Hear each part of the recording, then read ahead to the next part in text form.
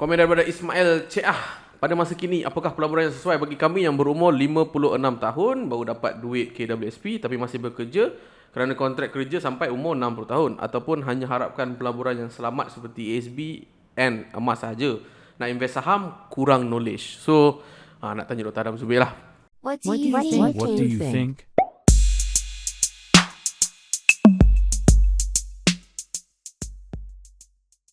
Pelaburan yang sesuai bagi umur 56 tahun ataupun bagi mereka yang keluarkan duit KWSP. Yang pertama, jangan sesekali masukkan duit anda ke dalam pelaburan berisiko tinggi. Contoh?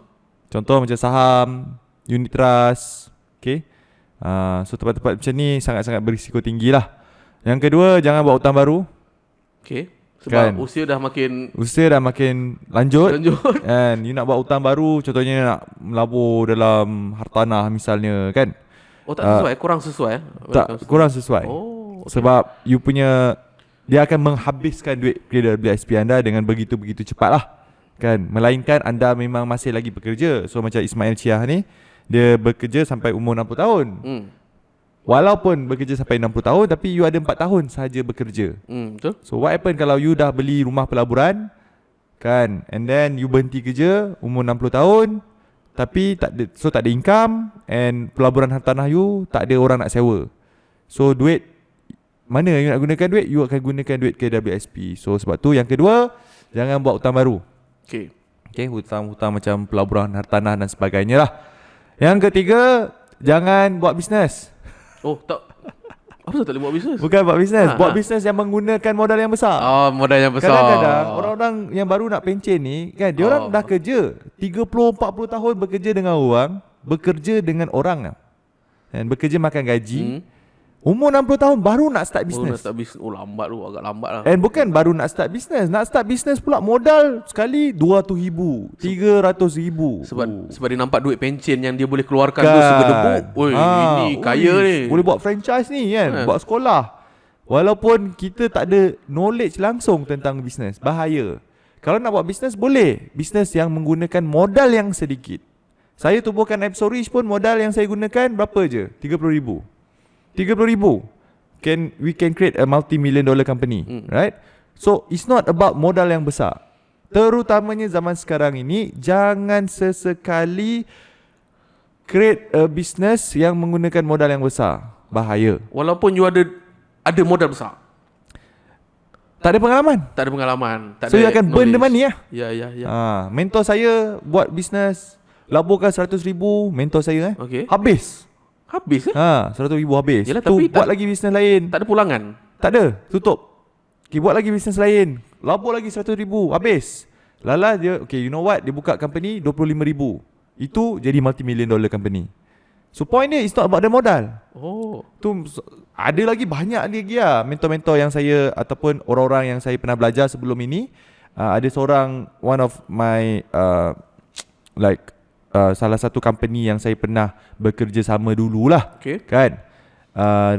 Beliau ada principle tau. Beliau ada satu prinsip. Beliau buka banyak bisnes, tapi prinsip bisnes beliau takkan spend more than 25,000 Okay. untuk tubuhkan apa-apa syarikat. Oh, okay. Walaupun beliau ada jutaan ringgit dalam bank, walaupun beliau ada 2-3 juta dalam bank, beliau takkan keluarkan lebih daripada 25,000 ringgit.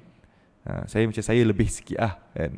Tapi not more lah, sampai 100 ke 20 No. 1000 ke. You nak melabur, you nak start business yang pakai modal ratusan ribu, jutaan ringgit ni, boleh. Tapi bila you dah ada pengalaman maksudnya you dah ada business knowledge lah. Bukannya bersara buat business besar-besar. Itu bagi saya tu tindakan yang sangat tak bijak lah. Okay. Tu yang ketiga. Yang keempat, banyak benda yang tak perlu Okay. So 3 benda lah. Jangan melabur kat tempat yang berisiko tinggi. Contoh macam saham, unit trust dan sebagainya. Trust me, all these agent akan serang anda sebab mereka tahu anda ada duit banyak-banyak. Okay. And then cash investment memberikan commission yang paling tinggi juga. Okay. So jangan. Yang kedua, jangan buat loan. Jangan buat hutang baru, hutang yang tak patut, ataupun nak buat pelaburan hartanah pada usia 56 tahun. Bagi saya itu sangat-sangat berisiko. Dan yang ketiga, jangan buat bisnes yang menggunakan modal yang besar. Okay, Okay. So apa yang anda boleh buat kan bila anda dapat duit KWSP ni? First thing first, of course, melabur kat tempat yang berisiko rendah. Okay, berisiko rendah contohnya macam ASB, tabung haji kan, tempat-tempat yang memberi dividen yang konsisten. Okay.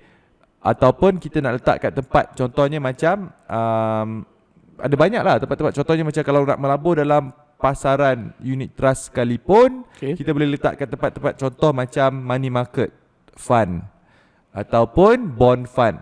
Okay. Ataupun kalau kita nak invest dekat dalam pasaran saham pun, kita nak invest dalam pasaran saham berisiko rendah yang memberi dividen yang konsisten. Oh, ada juga saham yang berisiko rendah. Ada jugalah. Ya, tapi saya tak galakkan. Okay, saya tak galakkan. So invest, contohnya macam kita boleh invest dekat real estate investment trust, REITs. Oh, REITs, okay. Seperti AHB, Okay. Amanah Hartanah Bumi Putra. Okay. Okay. So itu bagus sebab return yang anda dapat konsisten. Okay, and dia bayar pun setiap 6 bulan misalnya. So itu yang pertama lah. Yang kedua, kalau duit KWSP ni, bagi saya lah, anda still kena cari jalan bagaimana anda nak bina passive income daripada duit KWSP anda dengan secara bijak lah. Ada beberapa cara. Okay, macam saya tahulah cara-caranya. Antaranya adalah kita boleh invest kat tempat. Contoh macam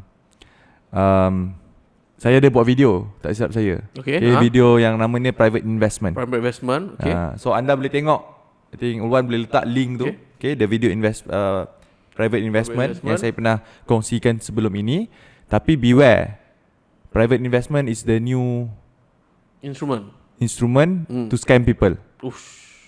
So kalau anda nak melabur kat tempat-tempat macam ni, anda kena jumpa orang yang bertauliah, orang yang ada lesen. Jangan jumpa sebarang promoter, siapa-siapa marketing representative kat luar sana. Betul. Carilah orang yang bertauliah, berlesen. At least anda dapat nasihat yang betul. Okay, nak tahu macam mana mereka berlesen, anda boleh pergi kat laman web SC. Type saja SC license check. Okay, and then anda boleh type nama siapa-siapa lah. Kalau anda type nama saya, anda akan tahu saya merupakan salah seorang perancang kewangan berlesen. So advice daripada orang yang berlesen ni, InsyaAllah okay. Kalau tak okay, anda boleh komplain dekat SC.